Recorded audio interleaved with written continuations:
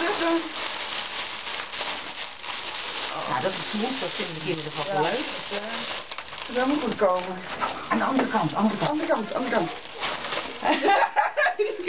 Heeft hij dat gedaan? Ja, nou ja, dit geven wij aan jou namens William.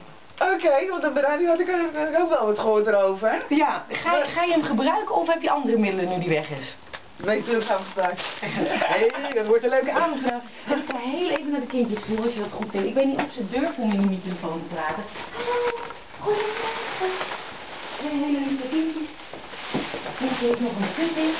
Wie ben jij? Hallo, Brad.